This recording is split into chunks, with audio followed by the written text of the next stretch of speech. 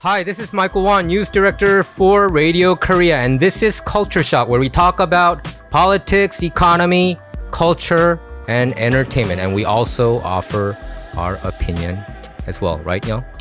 Sometimes these opinions that we offer may not be, may go against the grain, but the fact is we do have opinions and we do say it. My name is Young Kim, and thank you for joining us. I'm the content director, not the producer, content director for Radio Korea. And let's get on with Culture Shock. We always do cover a lot of different sides of the tale. I mean, we like to cover stories that are kind of off the wall, not just off the wall, but that aren't being covered by mainstream media. A lot of the stuff that just kind of gets swept underneath the rug. Yeah, I get the response from our viewers and also my friends as well that they've never seen a show like this because we talk about issues that were not talked about by our community. So that's why we started it in the first place. Yeah. Because we want to go deep dive in these all sorts of controversial issues. And I think we should all know about it. That's right. And when you're thinking about political, like the bipartisan political system right now, especially in America, when you look at it, we're very severely divided. Yeah. We're not just trying to get one view, but we're trying to get other views and speak to people and speak with people in a manner where we could get their history and try to figure out why they think this way and why they believe this is the right way. Yeah, and I think the biggest issue with the Korean American community and also Asian community is like they blindly support and follow the mainstream narrative. That's right. And I think we're completely against that. We should have our own ideas and just read everything. I think people should watch everything, read everything, and form their own opinion rather than just follow the mainstream narrative. And that is called a boba liberal, and we do not want to be a boba liberal, right? Is there like a boba conservative? No. There's only boba liberal because there like a French fry conservative. I don't know. The reason why we don't have a boba conservative is Soju because conservative. I think we would say because I was in the news business for 20 plus years. Yeah.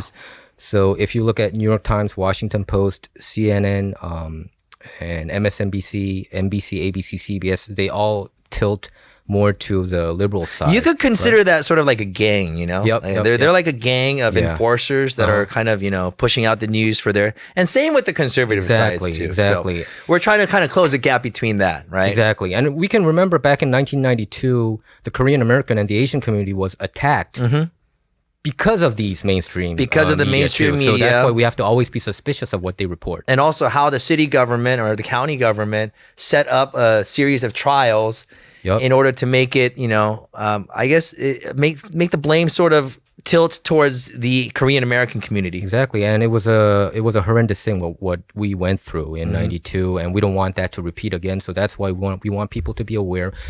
I think there are still a lot of people who just blindly support the mainstream narrative. I'm talking about boba liberals, so we want to wake them up. Yep. That's pretty much why we started our show, Culture Shock. So wake up, get Culture Shock, and get all different sources of news and make the decision for yourself. Exactly. And to help you do that is joining us is Esther Lim, and she is a guest that we met, I believe, last week when we were interviewing Gascon. That got a lot of response from people. How are you doing, Esther? I'm great. How are you? We're good. So you're president of Through Peace, right? Can you tell us what this organization is? So it's a newly established nonprofit that I made that's supposed to be an extension of my booklets called How to Report a Hate Crime. And these booklets I created back in April 2021 to protect my parents who are Korean, and they wouldn't listen to me about the seriousness of them being at risk of being targeted for a hate crime because of the color of their skin and because of their age. Back when COVID first started, it was just horrendous, like what I saw on social media. And from what my friends were telling me about their experiences of being targeted because they were Asian and being blamed for the coronavirus. But my parents, they're like, oh no, it's not an issue. And for me, they get all their news from Korean media. And obviously that at that time, there wasn't much attention to it. But I realized, I said, I need something in their own language so they can actually see a physical copy like of a pamphlet and then take it seriously. Oh, okay. They needed documentation. So I made that for them and I made this book. And now it's spread across, I have it in 13 different languages 13 nationwide. languages. Yes. Korean, So this one is Korean. All the other languages are in different colors. Right now I have 8, like Spanish, Tagalog, Vietnamese, simplified Chinese, traditional Chinese. Como denunciar un crimen de odio. Oh, you can speak Spanish. Sí, señor. Is there a Yo reason hablo why you chose español. green for Korean? I chose green. Well, me and my graphic designer chose green because it represents peace and calmness. Okay. Oh, you actually, I never even thought of asking Yeah, that I was- question. No, I'm- because- you actually thought about like what color to give. Yes, we wanted I felt there was some meaning something behind it, yeah. to do. This was meant to be carried around every day, which is why it's pocket size and the font is big enough, so Here, it's this easy is for to you. read. Okay. Carry it around, All okay? right. So I will. This is in English, But right? yeah, Yes. it was supposed to be if they're carried around Here, I'll daily, give you the Korean then English version. we want them to like be happy looking at it and not be so much in shock, and it should look cute too. So, Yeah, I like it. yeah, most of the brochures that I found about hate crimes, it was like red, blue, white, such primary bold colors. And I think that made me scared. Like, I don't want to keep that around. So I just thought, something simple, something cute. I understand. What do you think of? What do you say to people who claim that all crime is hate crime? No, I think people need to understand there are like hate incidents and hate crimes. A lot of people think a hate incident such as, oh, like they called me a chink, that's a crime, I need to report it. It's not a crime, it's an incident. Yes. There's different aspects to hate. And so hate incidents are verbal attacks, written material in public spaces or on your car or on your property, like having the swastika painted on a synagogue. That is a hate incident. What if you have a tattoo of Swastika. a swastika and you're walking in Koreatown with your shirt off, showing the tattoo? Yeah, they're just a hateful person. Okay. But once it... That's just freedom of expression, right? Yes, Okay. under the First Amendment. But the thing is when it leads to a threat where you actually feel threatened for your physical safety, and if you are physically assaulted, that is a hate crime because that is criminalized, and that's when charges are made to court. So I was driving in Gardena Yeah. the other day, and there used to be a big population of Japanese Americans there, right? And then there's this, I believe she looked Latin, right? She called me a nip. Is that a hate crime? She called What's you a a what? nip? A nip. What does that mean? Nip means I've Nippon. never- Nip. So It's a derogatory word to for describe Japanese Oh, people. Because I've never nip is heard like that. Nippon. You've never heard nip? No. Yeah, this is the first time that I've I've heard, heard- to be honest. You never heard nip? But I can Other- kind of guess what it means, though. Oh, okay. I can Oh, kinda like guess. That's like the Nippon. OG, Nippon, you know? yeah, got something it. like that. Nip, gook, what else is chink? Is that one of the OG Chinito, expressions? that's Oh, another one, but yes. it's not really out of hate. They just call you chinito. I know. I know it's like gook and endearing. chink probably, but nip. But I would that- guess, That's a hate incident. Okay. So the thing about it is like the hate incident versus hate crime, I want people to understand that there are differences. Everything like that racial slur is not a hate crime. Okay, so is a crime, listen, this I think explaining what a crime is easier. So is a crime is not calling someone something, but actually having some kind of physical contact, Yes. right? Assault, right? An attack or you feel like your life is threatened. Okay, and also an attack would be even if like spitting on someone or Oh, something. That would definitely That's be right. Hell flat yeah, out. that's, That is- Yeah. that's an attack. That's, Yeah, of course. That's assault. So it doesn't have to be something that hurts them, but it could just be something as simple as like Yes, that, right? yes, Now, once not exactly. simple, I think it's terrible. It's worse than anything else. well, I but- think any physical exchange is okay. that's a crime. Okay. Honestly, when you told me the timeline of how you started this nonprofit organization, I completely understood because that's kind of when a lot of these came into the landscape, and you could actually see it surfaced. It came up to the surface, and we began seeing it. Honestly, some of these crimes that I saw wasn't something that I was a stranger to. I witnessed You it always or been saw a it part all of the it time. or something like that. But Not what just real- a sudden surge. That's what yeah, you're saying, yeah. right? It was always there. Yeah. It was always there, but it was Exactly. never reported, right?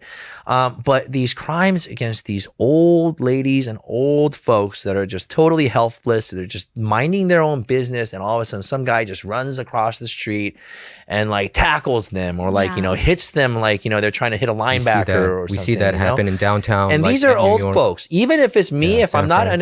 if I'm not expecting a hit like that, then it's gonna knock me off my feet and it's gonna hurt me big time. But these are old folks, and it's been happening. But a lot of these weren't even labeled as a hate crime. I'm curious as to why was that. Did you I'm notice curious about that too? Yeah. Is that why you formed this organization, to make sure that people knew how to approach this, or what? I mean, yeah. When I asked the same question to some lawyer friends of mine or prosecutors, and I asked, that act was blatant hate crime. Why weren't they charged in court for hate crime, but rather they were charged with aggravated assault? And that didn't make sense to me, because the root of him actually assaulting the person was because he had a bias towards them, which led to the attack. And when one friend of mine, he said, listen, these are hate crimes new. Hate crime laws are new. Even if it had been relevant for a decade, that in the system is new. So judges are not inept to charge a hate crime, because they're like, one, it's really not a big issue, and two, we haven't seen that many cases, and three, they're just teeter-tottering in between. So now we have to work backwards. It's like we have to educate the public on letting them know what a hate crime is, or what a hate incident is, how to report it, get the data, give it to law enforcement, give it to the state, federal, local government, so then they see they need to do something about it to fix the problem. The whole reason, I think, why there's less of an attention to hate crimes, especially in the Asian community, is because we lack reporting it. And maybe it's because we don't know. And even if we did know, most, immigrants are like, they don't have citizenship. So they're afraid of retaliation or getting reported. So do you think, according to today's standard, the 92 riot, that would be considered a hate crime too? Many of the incidences that happened in Koreatown? Would you consider I would it a say hate that crime? there were a lot of hate crimes and incidences during the 92 riots. Yeah. That's what I would right? say, 100%. Yeah. So Because it was targeting targeting Koreans American, or targeting Asians, It's and attacks. commerce Reginald people. Denny, I think that was a complete hate crime. Yeah. I think there's a lot of hate crimes that went on in between. mean, but Rodney King as for the thing- riots itself, I understand why people would want to call it an uprising, and I do understand that it's an uprising up to a certain point. But there were many hate crimes that were committed during this uprising. I Yeah. think that's the best fair way to say it. it is fair, but what's also fair is that I think bigger picture is that we were pinned against each other as minority groups, as the blacks against the Asians, Asians against the blacks. That's true. Okay. I believe that 100%. That's why I mentioned the county government. And that had to do with like moving certain dates. For example, the appeal of the Sunja-do case Sunja-do a week before the Rodney King riots. And that led to a double kind of angering of the Black American community. Of course. So you're familiar with all that too. I'm familiar. My dad was a rooftop Korean protecting our church. My dad was at Namdaemun. No, it was serious. It was called Namdaemun Swap Meet or something like that. Oh yeah, right? my dad was like, my dad was pastor at OMC, Oh, and then so he Valley was OMC or LA OMC? LA OMC. Oh, yeah. what's up, man? Yeah, Hey, what's my going on? great All uncle right. started that church. Oh, okay. So he was on top of that building for days. And I remember asking my mom, like, because me and my dad are really close. And I remember asking my mom, where is dad? When is he coming home? And she said, I don't know. And How old were you during I was that? 4. Four. And that's the first like memory of fear that I have. It was for my dad. That's why it's so ingrained in me. And I remember I was sleeping under his bed because I was so scared. I was like, oh, what if people come and attack our house? You know, like, is my dad going to protect me? He's not, because he's not there. He's And in the imagine a church. child 4 years old. Yeah. You know, I was 12 or something like that back then. But you know, imagine a child. I was 16. Sorry, ooh, I was old. Yeah. Damn, I'm old. Not that You young, man. are. I'm Compared like to thinking Esther. now. I know. Yeah. They just- But it must have been really Wow. scary and traumatic to No, you, I mean, right? imagine To go imagine through all the that. young Yeah. Korean Americans and all the Asian Americans who were scared, under their beds just like you, wondering what's going on. Why is this happening? Watching all these burning towns and, Korean American business people just crying because they lost everything. That Yeah. must have been a traumatic Yeah, I think experience. I would It's so think so. traumatic, and Without a it's doubt. like my mom, like she couldn't explain that. She couldn't explain it because she was just confused herself. And she was an immigrant herself, and she's like, what's going on? Yes. So there was so much. It was politicized, extremely politicized. Those events, everything occurring up to those events. But at the end of the day, the Black community and the Korean community, we're both victims. Yeah. We're both victims. And so even with hate crimes, it's like, that was like retaliation, there's retaliating marginalized groups against each other. And the thing is, it's like realizing that the reason now I see it now, we really need to focus on building intersectionality between these different groups. It's also a lot of the leadership of that generation that really messed up a lot. We had you're the one that told me about the Karen Bass quote. Yeah. How Karen Bass, what she said was like, "Oh, it's like a miracle that this happened. That all these know that Korean comment? lone liquor stores are gone now." And she was obviously saying that these liquor stores can't be here for the Black American community. But the way she put it together, that you have to think about the victims too, right? Yeah, that comment came out in So, 92 when yeah. she was an activist, and I think it caused a uproar back then. But I don't know whether you were familiar with that comment. I've she was never, four, so, I've never Oh, yeah, you were only heard 4, you're right. like that quote from Karen Bass, but I think the fact of the matter is, at that time, even if she said it, I don't think that it was really understood that no markets wanted to go into the Black communities. One, because they couldn't afford it. You have to see like the demographic, the median salary of a family. And so I don't think that was there for the markets to even invest in them. That's why there were these pop-up liquor stores. Of course, there were a lot of it. There were no big businesses or conglomerates that wanted to do business in those Exactly. areas. And I think the Korean Americans were brave enough to go inside there and do business. Well, I mean, and- they're mostly like Black American owned liquor stores. Yeah. And they said, or some of did- them were like, apparently a lot of Jewish people did some business around in those areas, especially did. when it comes Yes. to Watts, right? But, they all moved out. They couldn't handle it. They said, all right, that's enough, right? And the Korean American immigrants, as well educated as they were, they decided that they're going to go own a business and operate a business. And that's what they did. It was risky, but they saw something that was needed, which was to like have food for people to buy. Yes. And that was it. Like, Yes. that was it. Like, the purpose of us being in those businesses was to make us money too, and also provide a service as well. So it was it was a basic exchange. Yeah, that's what it's supposed to be. But I know that there was a lot of, especially if we're talking about the riots. Yeah, I know that there was a lot of, I guess, misunderstandings, cultural differences that led to more misunderstandings. But there were also a very, very high number of Korean business people that were doing business in Black neighborhoods who had great rapport Yes. with the Black community. I Just like remember my that. business. I remember that. I have great rapport with my customers, and I love each and every single one of them you very build much. relationships. Yes, Yeah, yes. that's the whole point of community. Yeah, that Sunja-do, that's one incident that happened within years of doing business. Yeah. because I remember reading reports that there were some Korean American businesses that was protected by the Black community. Yes. Hey, Oh, yeah. These people, they were nice to Black folks, so we have to protect. Don't attack this individual. Exactly. And those incidents happen too. I just want to share this, right? I'm sorry, this is kind of off topic, but like this is the type of stuff that I see at my restaurant, right? This one lady, for example, like today, she came and then she ate something, and then she came to pay with a credit card. Her card got denied. She had no money, right? And then so she just decided, you know what, I'm not going to pay for it, and she walked out. So obviously our waitresses and servers, they were like, hey, what are you doing? You can't do that. You got to pay for it, right? But she refused. She walked out. We can't stop them or anything. So, she left, right? And then, I have another table at, that saw this whole thing. And then, you know what they say? They go, hey, you know what? How much was their tip? How much was their tab? I'll pay for it.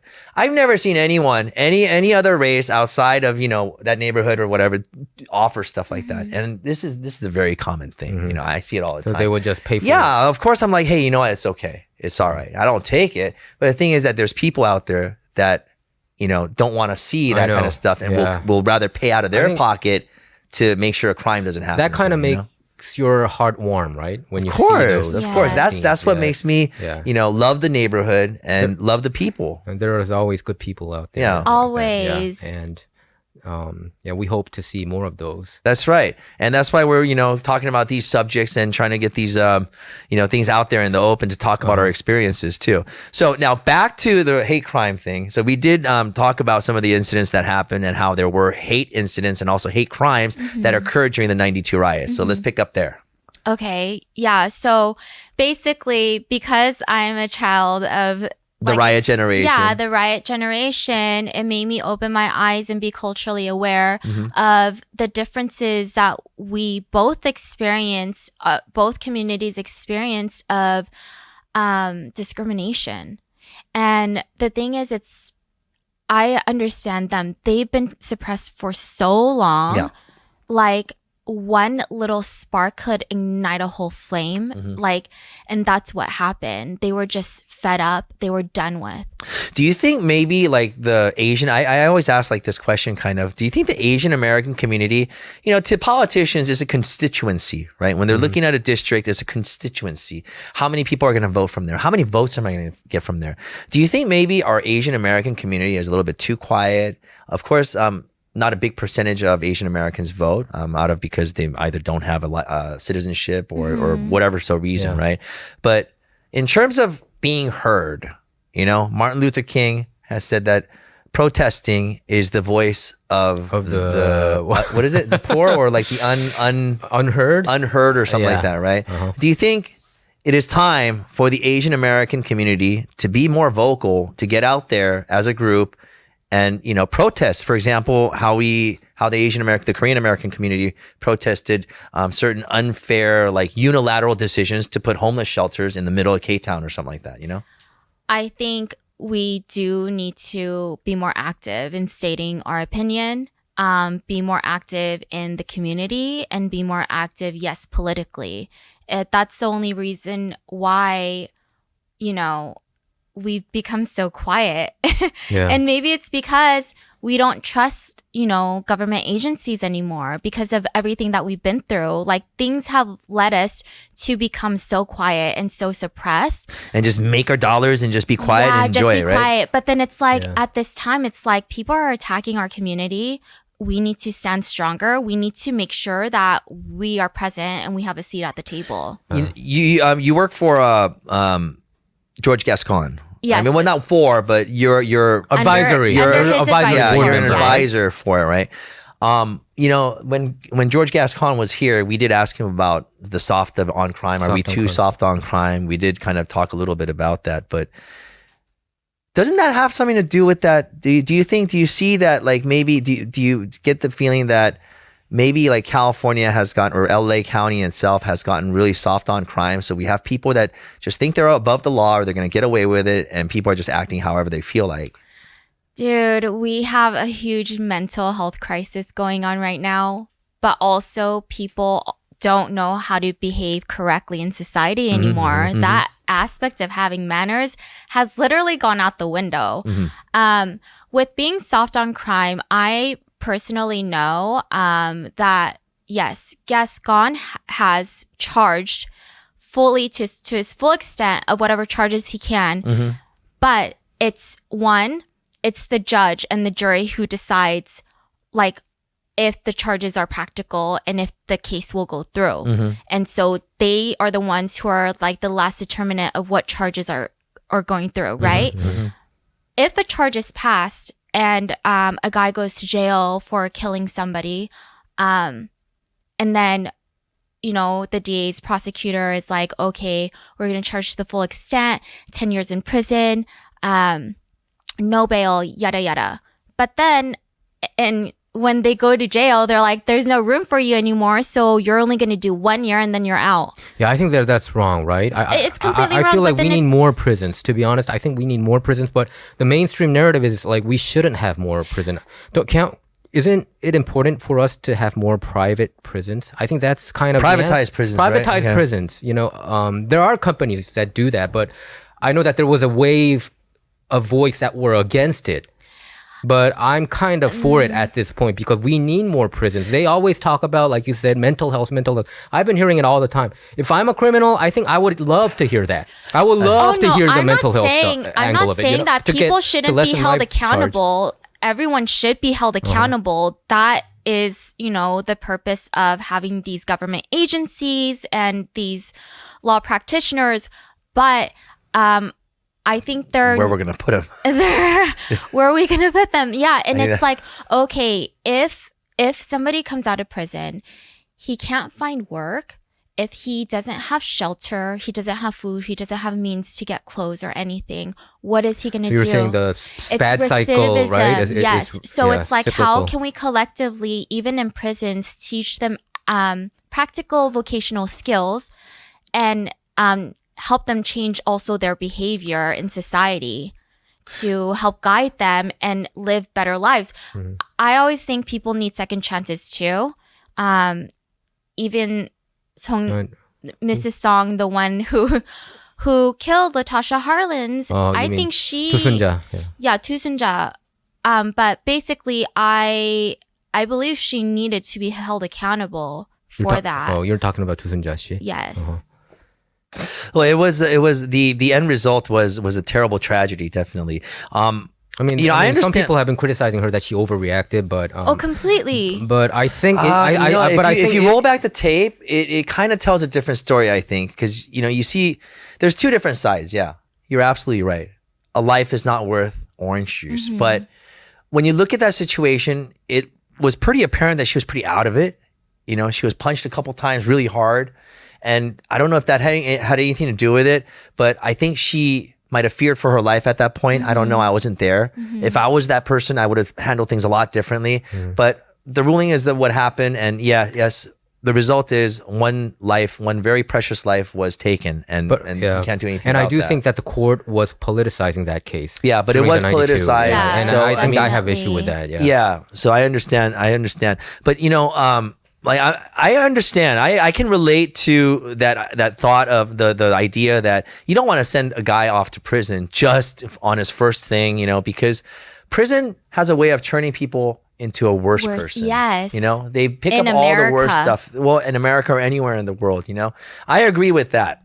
But when you're seeing like these instances where, for example, that grandma walking down the street, she was rammed by some homeless dude, and she ended up dying. And then when you look at this guy's record, you realize that he's been arrested multiple times on this and even offenses that are involving violent offenses, Have a right? rap sheet, and then right? it's like, how is this person walking on the street when you have a rap sheet like this? That's what I am really concerned about. And we're going to talk more about this with Esther Lim. Esther right? Lim. I almost Esther said Lim, Lee, but president of Through Peace. that's Yes. right. So we're going to talk more about that right after this.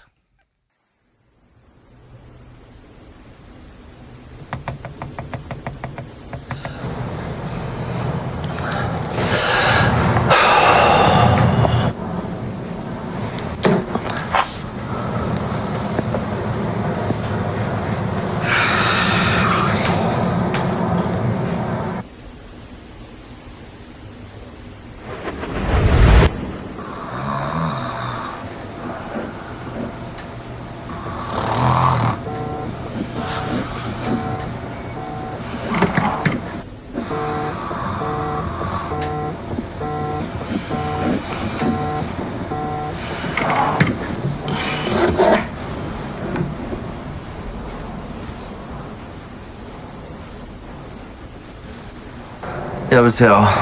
아빠, 나 큰일 났어. 큰일 났다. 이게 무슨 소리야? 어플로 어떤 남자를 만났는데 이상한 데로 끌려왔어. 아니 어플로 무슨 남자를 그게 무슨 소리야 그게 도대체? 어딘지 모르겠어. 지하실 같은 곳으로 끌려왔어. 돈 안 주면 아빠 다시 못 볼 거라고. 미치겠네. 아이 지금 무슨 말도 안 되는 소리야. 돈만 보내면 당신의 딸은 무사합니다. 당신 누구야? 제발 살려주세요. 당신 뭐야? 잠시만요. 아니 뭐 어떻게 해야 되는지 알려주세요. 메시지로 뱅크 어카운트 넘버 보낼 테니까 거기로 5만 불 보내세요. 허튼 짓 할 생각하지 마세요. 딱 3분 드립니다. 알겠어요. 제가 바로 여보세요?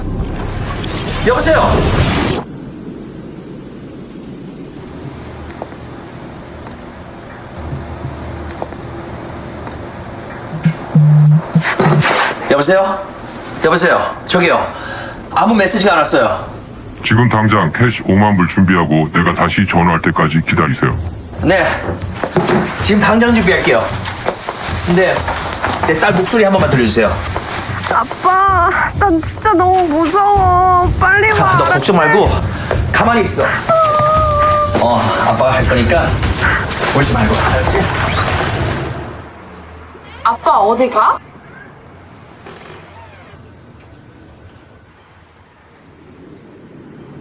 아빠, 아빠? 엄마, 나 큰일 났어.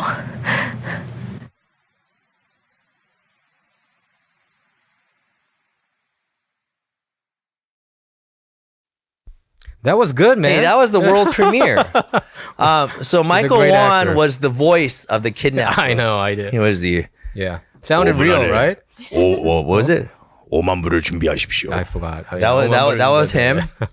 Our producer Pom was the last voice at the end. Yeah. Very last Right, you're voice. right. And we filmed all that in over 2 days. Downtown LA, right? Downtown LA. That was good. So many NGs. It was just like There were so NG, many no good, NGs. no good, no good. And David O, our producer over there back, who's behind the controls for Culture Shock, he helped us with that too. Your acting was excellent, and Sua, the girl who comes out as your daughter, That's I think right. she came out really cute there too. That's right. She's not my daughter. Did she do that voice acting too? 아빠 나 살려줘. Yeah, Oh, okay. Yeah, she did that too. She was actually good. She did everything in one take. I was kind of surprised. That's awesome. She talks a lot of smack, you know. She's always like, she told I'm you better that than you. I'm better than you. Me. that you're not bringing it. That's what she Yeah, said. You did well. You did really good. I Dude, think I'm like this was- 47 years old, and like all these like kids in their 20s are just talking all this smack to me all the time. I'm just like, dude. So that's another form of crime that we have to be careful Yes, about. Oh, yes. yes, definitely. AI voice phishing. Be careful because nowadays it's like they have people who can actually find programs to imitate the voice of someone that your loved ones, and then try to pull a scam like that. So just make sure to speak with that person before you start sending money away. And Don't stuff. act on urgency. Yeah. Don't Anyway, we're back with Esther Lim, president of Through Peace, and we're Yes. talking about hate crime. When do you think you remembered hearing the term hate crime for the first time? Is it during the pandemic or during the yeah. George was- George Floyd? It was situation? it was during the pandemic because George Floyd that attack that was hate crime for sure. Well, do you think Asian hate crime? So I took it like this. I remember reporting about it when it first hit the news wave. That Asian hate crime is suddenly on the rise. And they counted, like in city of Los Angeles, there were 9 hate crime cases, and then it jumped to 15. But on LA Times, the headline was 150% up. But if you Look, I know if you look at the numbers, not the rate, like obviously it's really low. yeah, so what I'm saying is, do you think the mainstream media keep on talking about this issue is somehow worsening the situation? Do you understand what I'm saying? Like people who would read these or get conscious about Asian hate crime, they would, I'm talking about Like to try to- evil people, evildoers. They would be prompted to commit more Asian hate crime. Do you know what I'm saying? I mean, I was a little bit worried about that, and it wasn't just me. Some of my colleagues were worried about that too. If we keep on talking about it, it would be registered in people's minds, corrupt people's minds, I would say.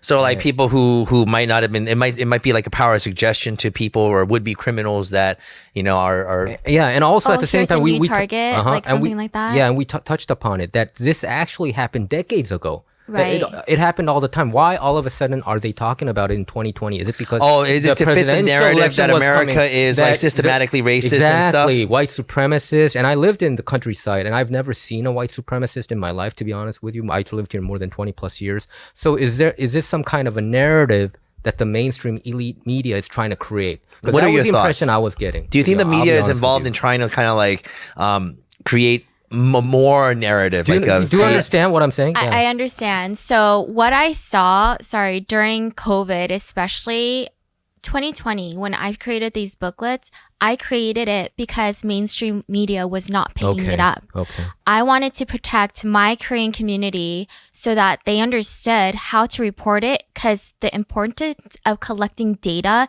is so crucial. Yes, that is when important. I was doing all my research, I was in partnership with LAPD hate crimes detective Orlando Martinez. He told me that ever since the pandemic started, for like the past 8 months, he's only received 7 hate crime reports. 7. That is so little. But I know there's so much going on. Okay. There are more cases exponentially, but no one's reporting. If no one's reporting, no one thinks it's an issue. So you're kind of saying that this is the opposite of it. Although the subject of hate crimes was being brought up by the mainstream media quite a bit. The thing is that a lot of the Asian American crimes or crimes involving Asian Americans were not being picked up as underreported, right? They're underreported. But then once these blatant attacks started happening, like media finally started picking up stories about the extremities of it. This is like with the narrative that they're trying to paint a picture. There are these really, really blatant attacks. And I feel like they painted a picture that a lot of Black Americans or Hispanics were targeting the Asians. Yeah. When in actuality, when you see the data, it's a lot of white people who are attacking Asians. But I went out of my way to try to find these these cases. But all the videotapes that I've seen, I didn't see a lot of whites. Exactly. That's why media has such an important role to play in all this. And I think they did a bad job in... Why is media trying to, show Black folks as the perpetrator when the BLM movement was at its largest, around that time, and you're trying to support, the sort of that movement as well as because they don't want that community to get help. So is there a data where it goes race to race?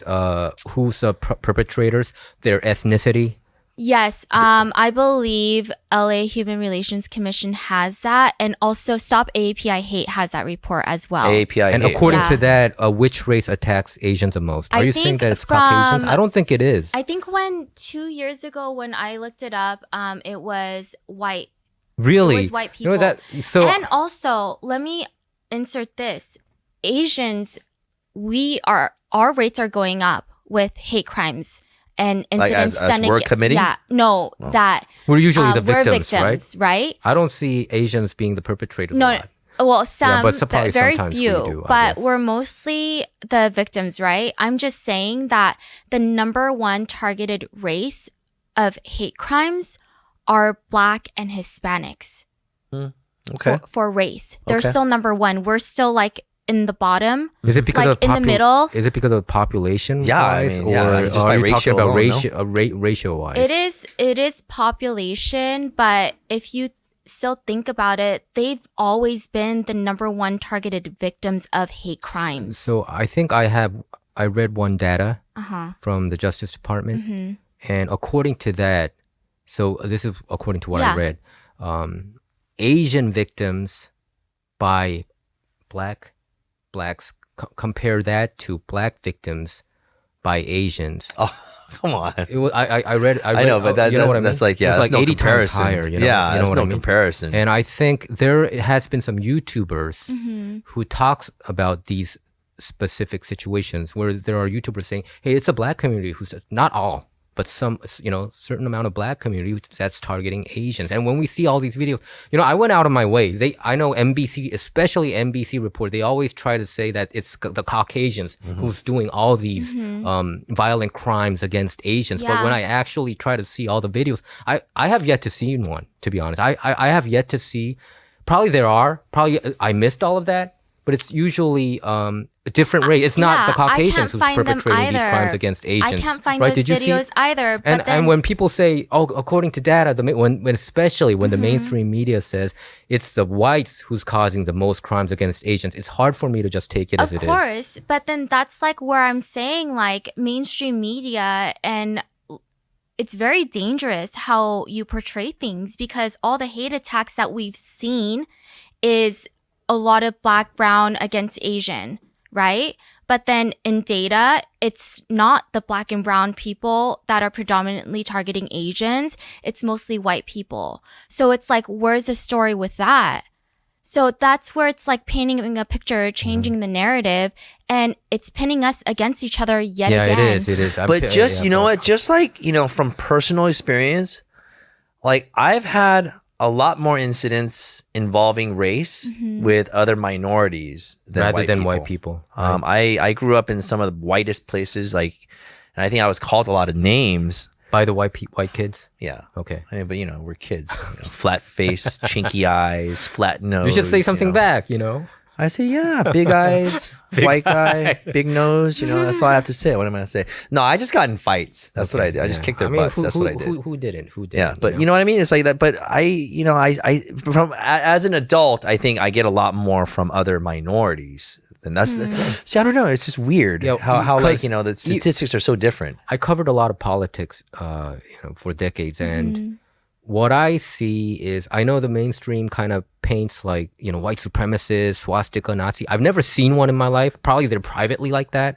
I have yet to see a single white supremacist in my life. I've been called an Oriental, but not in a demeaning way. Yeah, you said you don't have any issue with it. The term Oriental, I don't like it either. I like Asian it was better. like a 할아버지 that used it, right? Uh-huh. Hey, I know, because Oriental that's like, rug. No. Yeah, that's like the only way they knew how to say Asian. Yeah. So what I'm trying to say is, I feel like the race that's actually the most open to Asians, I know it's very politically incorrect to say this, but I think it happens to be Caucasians. I feel like a lot of Caucasians. What about in the middle, probably, like Alabama, Jews.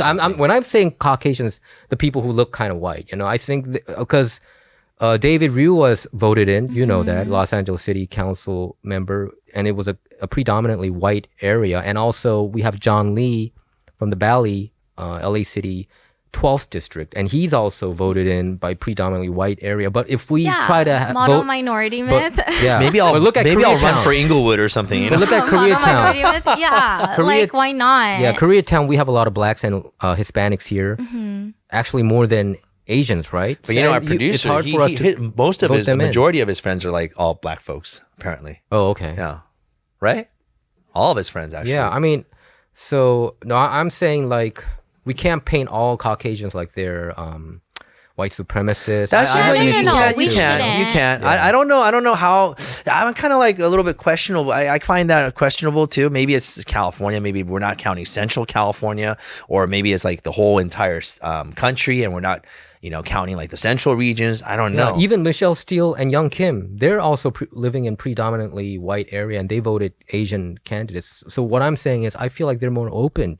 Okay, because it's almost impossible to vote an Asian candidate in a predominantly black neighborhood or a predominantly Hispanic neighborhood. But does that go You for know what I mean? like other white candidates as well? Is it hard for a white candidate to be voted into like a predominantly black neighborhood or a Hispanic I would think neighborhood? so. I'm not sure that I don't know by data wise. But what I'm saying is, I feel like I have some white friends who complained about these things. That they don't want to be painted like a white supremacist or like a KKK, and I understand that they feel like they have to always be defensive about it because of the media. I feel like more than ever now. Yeah, they're very defensive about it. They always have to say, by the way, hey, you're white, you're a Karen. It's like just automatically. Do you get that response too? I get those response a lot from my The white thing friends. is, it's like, in general, I think the people who are running for office should really represent the community and really care for them at the end of the day. And if these elected officials do really care, then more power to them. But I think it's very important that a community member who actually has the appearance of the community is elected, which is about representation. Okay. I think we got to talk about this too, though. So let's talk about this. So All right, something happens to me. There's an incident that happens. Yeah. Some person of another ethnicity comes up to me, bam, punches me in my eye, Yeah. spits on my face, and go, "You dirty Asian rat." Yeah. Okay, what do I do now? Are you gonna fight back? Of course. Okay, yeah, fight back. Wait, so what Is do we it do? better to fight back or is it better to No. just Dude, stay? I fight back anytime someone does that, dude. No, but I'm talking about legal wise. Is it better to just stay course put not. or Yeah, right? Well, you one, the have to thing is, hold it's them. like if You have- they keep attacking you, Don't go away. you Don't have run away. to defend yourself. Yeah. After that happens, you need to file a police report. Okay, a police report, right? Yes. So this is at the district where it happened, right? Or in the city where it happened. In the city where it happened. Okay, so if it happened in LA, I have to go to the Olympic place or something. Yes, or just call them right now. 911, right? Yes, 911. LAPD takes hate incident and hate crime reports like seriously. They take it like they have a whole team about it. So even if you call in saying that you want to report a hate incident, they will send a patrol car directly to you to take the report. After about 40 minutes, right? I wanted to know the 30, response. 30. Why'd you cut She it said out like 30. 10 minutes? You know what? It's 30 minutes. So that's why I Let's have... check. Come on, call them. No, I'm kidding. I'm sorry, LAPD. Honestly, it's about 20 minutes. Yeah. I get about 20 minutes response time. Okay. So you can call them and then they will send a patrol car out directly to you. This is directly from the hate crimes detective who told me this. Okay. Now, in this booklet, there are pages where you can write the incident details, like the gender, age, ethnicity. So you can write it all down and give it to the police Okay. so that they don't really have to ask you any further questions to relive your trauma. Okay. So this is a good booklet that LAPD uses as well. If they'll take these pages and fill out their own report. Okay, so Esther, how can people get this booklet? Well, There's going to be a I- little subtitle going right underneath you. so Right here. they it can free? request booklets directly from my website on hatecrimebook.com. Okay. And there's a section, a tab called booklets, and you can request booklets. I can leave some here at Radio Korea if people can pick it up Yes, here. yes. I'll leave Well, these. actually, we'd love to actually set this. If you have a whole entire box of them, that'd be nice with the Korean American Yeah. one. So we could put it up on the front for people to have and to get Definitely. information on. I Yeah. think information like this is really important, and that's one of the reasons when I actually talked to you when Gascon was here, Yes. you followed along with him. I really wanted to, get this chance to speak with you because this is very important information for all the Korean American immigrants out here. Exactly. And I want to emphasize like the fear of not being a citizen of the United States. I don't want people to fear that. Wait, because but not by having an illegal status or an Yes, undocumented status, yes, right? undocumented, illegal, doesn't matter. You are still protected. Okay. So because they report this, they're not going to get grabbed by, ICE or anything and then like sent out, right? We are a they sanctuary state, even to Asian Americans, the right? FBI, more than illegal immigrants, they care more about crimes. Okay. Rather, yeah. They care more about collecting the data. So they don't kick them They out of the will country. not deport them. Yes. 예, 그 정부 차원에서 그 강제 추방이라든지 아니면 자기가 이제 그 hate crime의 피해자인데 그거를 그거를 신고를 한다고 해가지고 이렇게 그 추방되고 자기의 그 스테이터스에 대해서 문제가 생기지 않습니다. Because we're a sanctuary city, right? So Yes, that's why and it's and intact. the thing is, it's like Los Angeles. LAPD. They have a clause in their standard of policing is that they are not allowed to ask a witness or victim of any crime for their citizenship status. If they do, that's illegal for the police officer, and they will have repercussions, but they are not allowed to ask that. Yeah. They can ask for ID, so you can just show it to them, and it's fine. They're not going to deport you. Yeah, we were talking about Asian hate crime too last time when George Gascon was here, Yes. LA County District Attorney. And what kind of made me worried about is I talked about a specific case about Talgun Lee. And he was Yes. stabbed and died. And the week prior to that, a Chinese USC student was also attacked by the same individual. But The same I individual. think the court let him go, the court psychologist. To me, it's even though we report and all that, and this could be preventable, right? He was reported. If you can't even prevent that, it feels like you can't prevent like, prevent what's the further point? further crimes. I understand. I completely understand. I saw the Instagram post actually by the daughter, and that was when I was on the advisory board. I immediately sent it to the communications director, and she responded right away looking into the case. She explained that, yes, it went on to the city attorney's office, but then it was because it wasn't LA County district attorney's jurisdiction. That's why. And there's a caveat to most things, but I understand because that kind of like reduces the morale of people who want to believe in the system and who think that reporting will be the end all be all. But I think the thing is we need to do our due diligence of reporting. I think with a USC student, he said it was a tentative stab, but it seemed like a needle prick. So it wasn't a knife. They don't know because they couldn't find it. Oh, it was a needle prick? Well, there are Times didn't report it that way. Yeah, there are two stories. Maybe it was a syringe. Yeah, or something, but it's like they couldn't find it and he wasn't harmed physically like that, right? But if anybody, but I think he reported to the campus police. He did report it. He obviously felt threatened about it. Yeah. What I'm saying is, it gives an impression that in city of Los Angeles, these kind of crimes, there's a pattern to it, and we will probably try to at least pretend that we're going to, pretend is a strong word, but we'll try to enforce it. Of but course. It gives an impression that they're soft on crime. You know, back in the 80s, if you committed a crime, even if you were speeding, you were afraid to get pulled over because cops would punk you like big time, right? So, I mean, those are different times. I'm not saying we got to do that. We got to go back to those times or anything. But when there was that fear of a consequence, you refrain from doing exactly. it. Right? And so is that gone now? I mean, is there no fear of consequence now? Because the jail is overpopulated. Overpopulated. And to me, that excuse is so painful to hear. Okay, the jail is overpopulated. That's why we have to let go of these people. No zero but bail. But to have one person in prison for 1 year to feed them, shelter them over there. Taxpayers' money, right? $100,000 per person at least a year. And so when you think about, obviously it's very expensive to run these jails and get them all out of jail. Give me the money. We should charge the billionaires in Silicon Valley to, for them. But rather than the regular folks. All right, Zuckerberg, you hear that? Yeah, pay up. But one thing is I think that even if these types of stories, they do lessen morale. They do lessen the people's spirit who want to activate.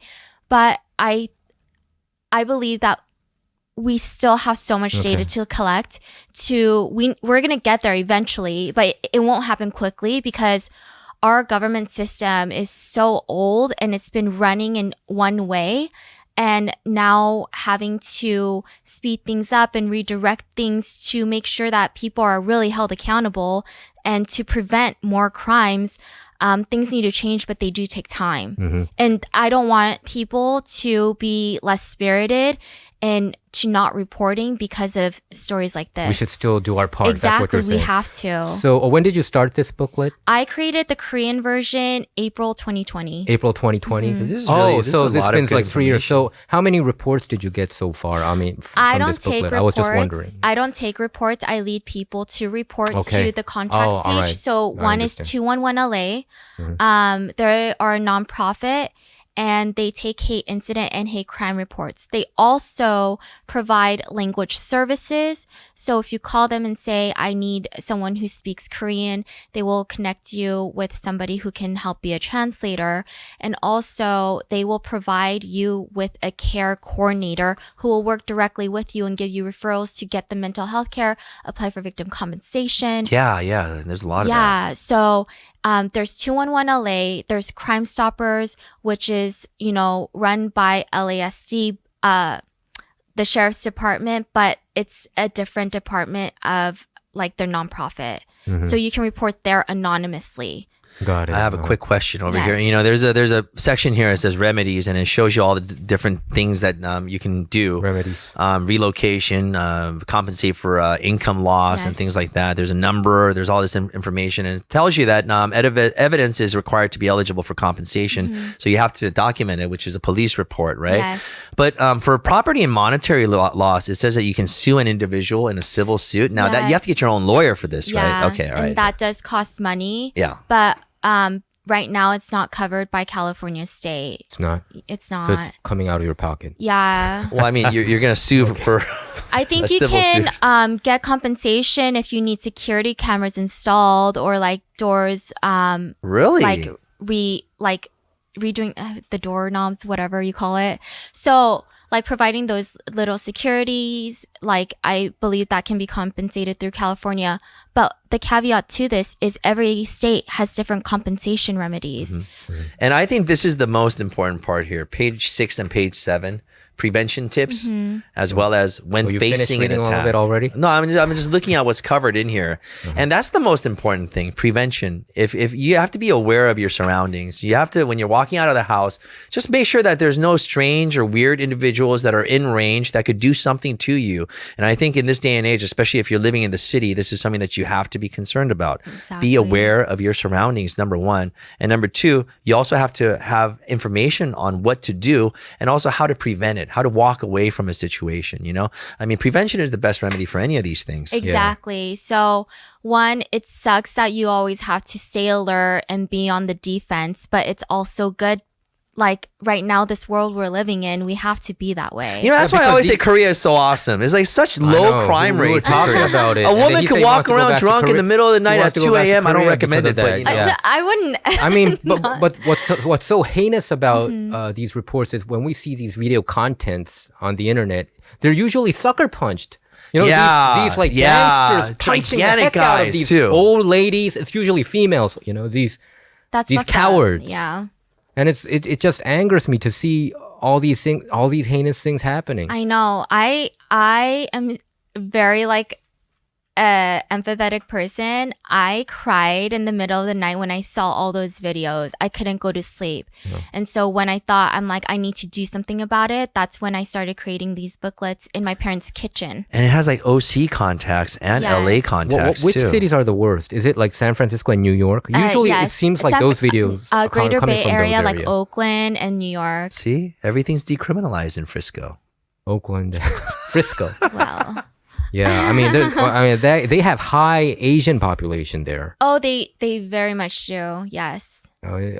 It's worrisome because I have some of my colleagues. They actually go to San Fran every once in a while, and they would experience these kind of. I don't go to San Fran, dude. I think I had 30,000 booklets distributed just for the Greater Bay Area because the need is so high. 30,000, huh? Yeah, 30,000 booklets.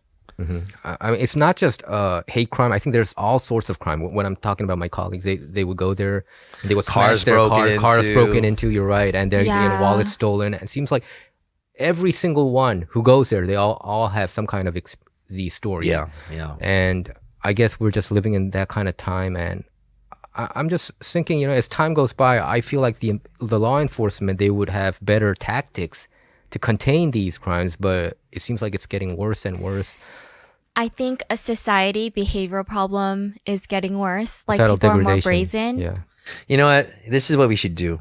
We should put cameras everywhere. Forget about privacy. Cameras everywhere Yeah. with like retinal detectors What and about stuff. privacy? Wait, like though? you mean in Well, public in Korea, spaces? yeah, in Korea, there's no privacy. There's cameras everywhere. But you know what? Everyone gets busted. They all Everyone gets busted. So this is the most important thing, right? When facing an attack, walk away ASAP Or run away. or run. You're Yeah. right. Or run punch away and run. ASAP. Punch Yeah, and or Just punch run. and run, right? Punch and Just run, kidding. or take the next exit and get out of the situation. The closer you are to other people, the better. Yeah. Which Yes. means you ask for their help. You ask Right? for their help. Or when there's a crowd, people are less likely to do to attack out of you because repercussions. they're like embarrassed, you know. In the back of the page, I have like different English phrases translated. So if people need help and they can't say anything, they don't know the language or they're too shocked okay. to speak, Yeah. they just can point to one of the phrases in the Oh, back and so- just show them and ask for help. So you're saying individuals should actually carry these booklets and say this is this. Here, put that in your pocket, pocket dude. size. Yeah, you're right.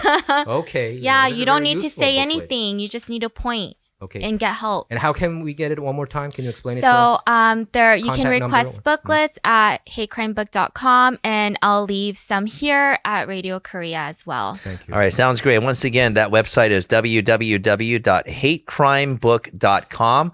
And Esther Lim has joined us for an hour to talk more about this. I really had a lot of great information. Thank you so much for joining Thank you us. for having very me. much. Thank And- you. I enjoyed it. And we will do everything possible to promote the cause. It's very Amazing. important. Thank you so much. Thank you And again. we're all against Asian hate crimes. Yes, Definitely. definitely. And thank you for joining us on Culture Shock. Thank you.